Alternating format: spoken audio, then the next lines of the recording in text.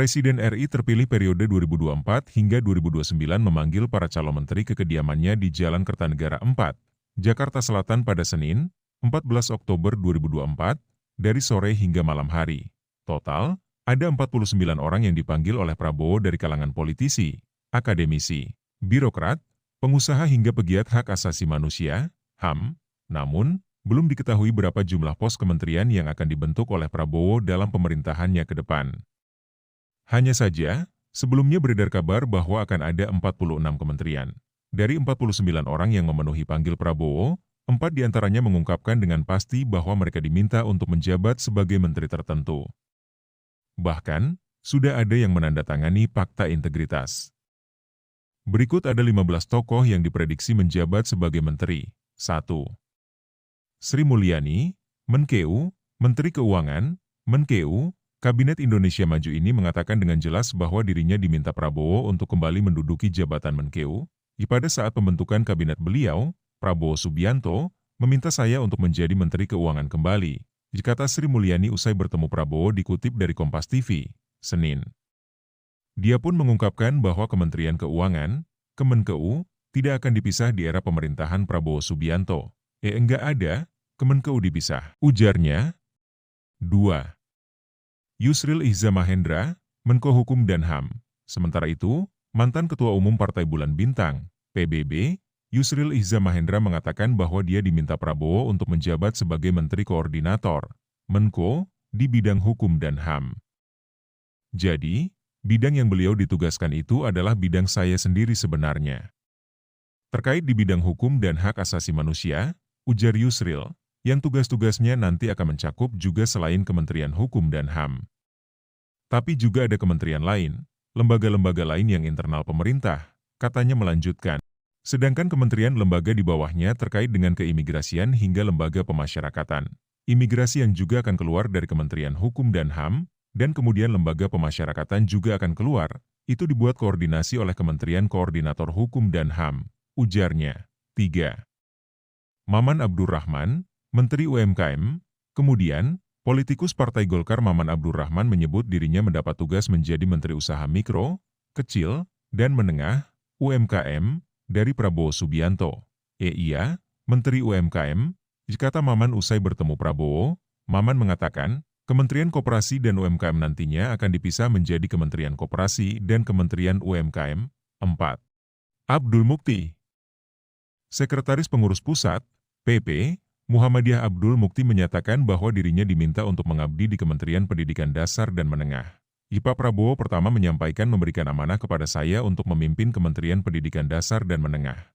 2 orang menteri tapi, 1, wakilnya, siapa belum tahu belum diberi kasih tahu beliau. Ujarnya. 5. Airlangga Hartarto, Menko Perekonomian, Menko Bidang Perekonomian sekaligus mantan Ketua Umum Partai Golkar, Airlangga Hartarto nampaknya tetap akan menduduki jabatan yang sama di era pemerintahan Prabowo.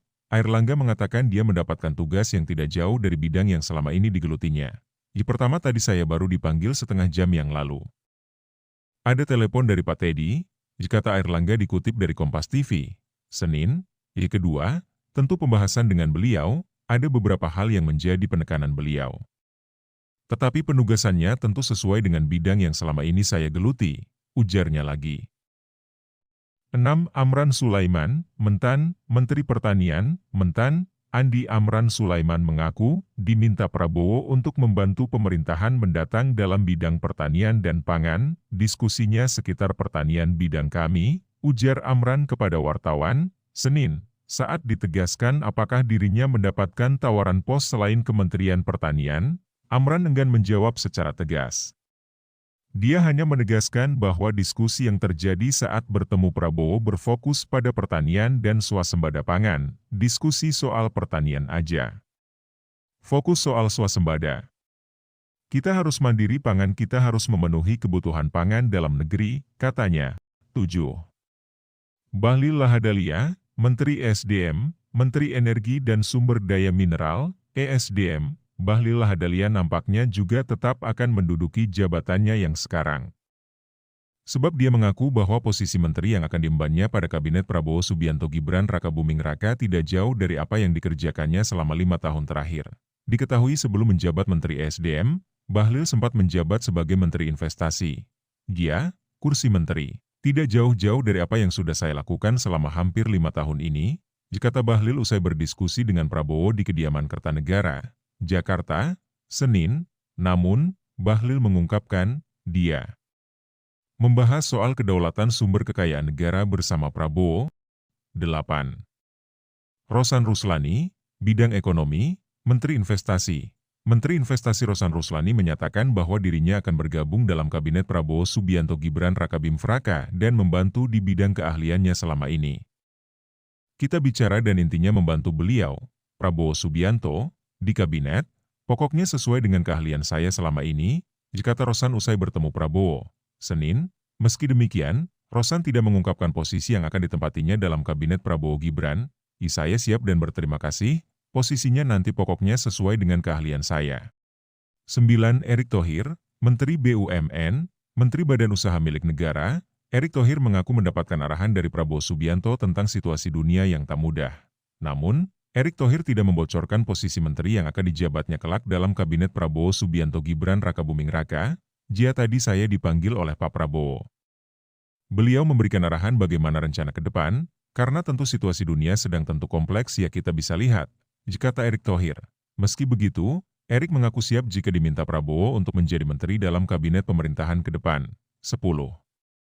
Sakti Wahyu Trenggono, Menteri KKP, Menteri Kelautan dan Perikanan, KKP, Sakti Wahyu Trenggono mengatakan, juga diminta Prabowo untuk membantu pemerintahan 5 tahun ke depan.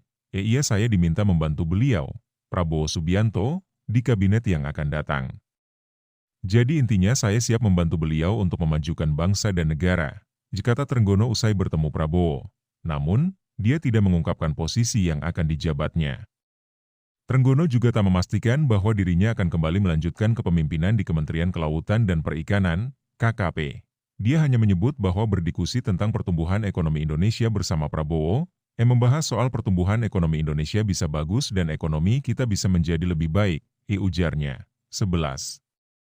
Pratikno, Mensesnek, Menteri Sekretaris Negara, Mensesnek, Pratikno juga diminta kembali mengisi posisi dalam kabinet mendatang. Bapak Presiden terpilih menyampaikan ke saya, meminta saya untuk membantu beliau, bergabung di kabinet mendatang, ujar Pratikno pada awak media. Namun, dia tidak mau mengatakan pos kementerian yang bakal diisi olehnya. Dia hanya mengungkapkan, berdiskusi dengan Prabowo tentang kerjasama antar menteri dalam kabinet mendatang. Beliau menggarisbawahi pentingnya soliditas di kabinet, kerjasama, bekerja dengan sebaik-baiknya supaya target-target dari pemerintahan Presiden Prabowo bisa tercapai.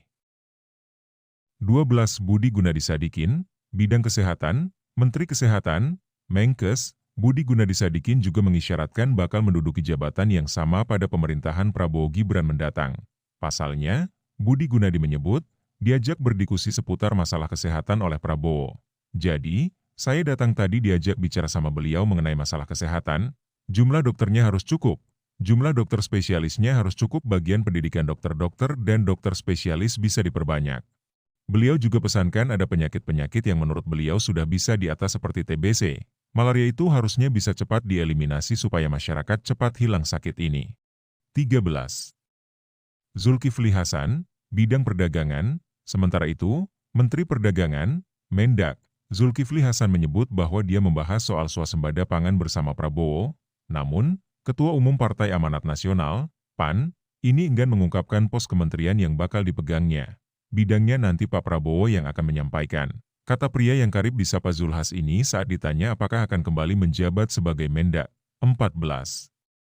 Agus Harimurti Yudhoyono, AHY, Bidang Infrastruktur, Menteri Agraria Tata Ruang, ATR, di Kabinet Indonesia Maju ini mengaku, diminta untuk menjalankan peran strategis. Saya sendiri diminta untuk bisa menjalankan peran yang strategis ke depan, ujar AHY usai bertemu Prabowo.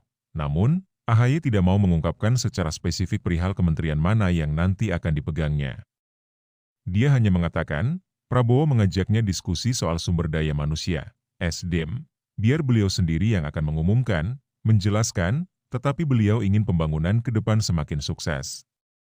Pembangunan itu fisik SDM, katanya, Saat dikonfirmasi soal rumor bahwa dirinya yang bakal ditempatkan di bidang infrastruktur, AHY tidak berani membenarkannya.